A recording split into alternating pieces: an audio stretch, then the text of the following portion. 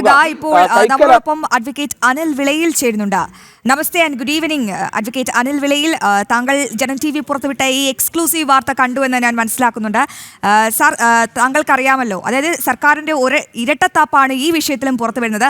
ശബരിമല സ്വർണ്ണ കവർച്ചയുമായി ബന്ധപ്പെട്ട വിഷയത്തിൽ ദേവസ്വം ബോർഡുമായി തങ്ങൾക്ക് ഒരു പങ്കുമില്ല എന്ന് പറയുന്ന അതേ സർക്കാർ ഈ ഭൂമി തട്ടിപ്പിനും ഭൂമി സ്വീകരിക്കാനും അല്ലെങ്കിൽ ഈ ക്ഷേത്രങ്ങളിലെ ലാഭം സ്വീകരിക്കാനും മുൻപന്തിയിലാണ്. അപ്പോൾ ഈ സർക്കാരിന്റെ ഇരട്ടത്താപ്പല്ലേ ഈ തുറന്നു കാട്ടുന്നത്?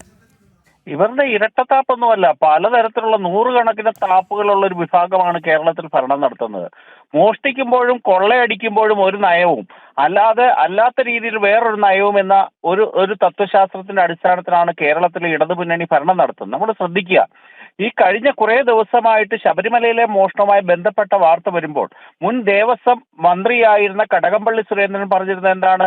ദേവസ്വം ബോർഡിന്റെ നിയമം അനുസരിച്ചുകൊണ്ട് ദേവസ്വം ബോർഡ് പരമാധികാര സഭയാണ്, അതിന്റെ മുകളിൽ ദേവസ്വം മന്ത്രിക്കോ ദേവസ്വം വകുപ്പിനോ യാതൊരു വിധമായ നിയന്ത്രണവും ഇല്ല എന്നായിരുന്നു അദ്ദേഹം പറഞ്ഞിരുന്നത്. ഇന്ന് നേരെ പ്ലേറ്റ് തിരിച്ചു വെച്ചിരിക്കുകയാണ്. അത് എന്തെങ്കിലും ഉദ്ദേശിച്ചായിരിക്കും. CPM-ഉം ഇടതുമുന്നണിയും ഒക്കെ ഒരു കാര്യം പറയുന്നത്, ഭാവിയിൽ എപ്രകാരമുള്ള ചൂഷണം, എപ്രകാരമുള്ള കൊള്ള നടത്താമെന്ന് ഉദ്ദേശിച്ച് തന്നെയാണ്. നമ്മൾ ശ്രദ്ധിക്കേണ്ട ഒരു കാര്യമുണ്ട്. കഴിഞ്ഞ കുറച്ച് മാസങ്ങൾക്ക് മുമ്പ് കോട്ടയത്ത് മെഡിക്കൽ കോളേജിന്റെ മേൽക്കൂര അടർന്നു വീണ ഒരു സ്ത്രീ മരിക്കുകയുണ്ടായി. വളരെ സങ്കടകരമായ സാഹചര്യമായിരുന്നു അത് സൃഷ്ടിച്ചത്. അതിനുശേഷം ഉടൻ തന്നെ ദേവസ്വം മന്ത്രി, നിലവിലെ ദേവസ്വം മന്ത്രിയായ വാസവന്റെ മണ്ഡലത്തിലുള്ള ഒരു സ്ത്രീയാണ് മരിച്ചത്.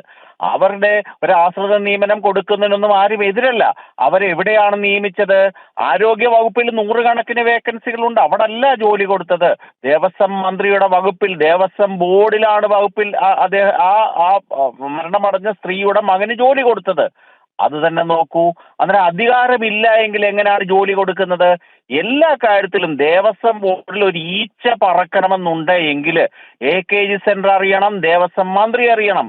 ഈ ഉണ്ണികൃഷ്ണൻ പോറ്റിയെ അവിടോട്ട് കയറ്റുന്ന വിവരം ഇടതുപക്ഷത്തിന് അറിയാം, CPM-ന് അറിയാം, പങ്കജ് ഭണ്ഡാരിയെ അറിയാം, എല്ലാവരെയും അറിയാം. ഇത് എന്തോ വളരെ വലിയൊരു കൊള്ളയുടെ മുഖ്യമായ ലക്ഷ്യത്തോടു കൂടി തന്നെയാണ് ഇത്തരത്തിലുള്ളൊരു നയം ഇടതുമുന്നണി എടുത്തിരിക്കുന്നത്. അത് ഒരു കണക്കിന് പറയുകയാണെങ്കിൽ സ്വാഗതാർഹമെന്ന് നമുക്ക് വേണമെങ്കിൽ പറയാം. കാരണം എല്ലാ മോഷണങ്ങളുടെയും ഉത്തരവാദിത്തം ബോർഡിന്റെ മണ്ടയ്ക്ക് മാത്രമാണ് എന്നുള്ള ആ വെച്ചുകെട്ടൽ ഒഴിവാക്കാൻ ഇത് വളരെ നല്ലത് തന്നെയാണ്.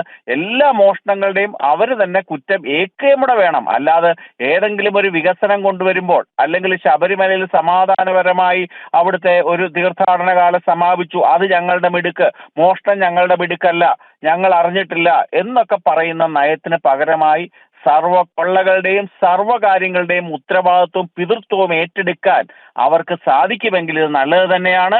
പക്ഷേ അവരെ സംബന്ധിച്ചിടത്തോളം അവസരവാദ രാഷ്ട്രീയത്തിന്റെ ലോകത്തിലെ തന്നെ ഏറ്റവും നല്ല ഉദാഹരണമാണ് കേരളത്തിലെ CPM. ഇതെന്തോ തട്ടിപ്പും തരികടയും ഉദ്ദേശിച്ചുകൊണ്ടാണ് ഇപ്പോൾ അവർ ഇപ്രകാരം പറയുന്നത്. തീർച്ചയായും ശ്രീ അനിൽ വിളയിൽ, താങ്കളുടെ നിരീക്ഷണം കൃത്യമാണ്. എന്തായാലും ഈ അവസരത്തിൽ ജനം TV യോട് പ്രതികരിച്ചതിന് വളരെയധികം നന്ദി രേഖപ്പെടുത്തുന്നു.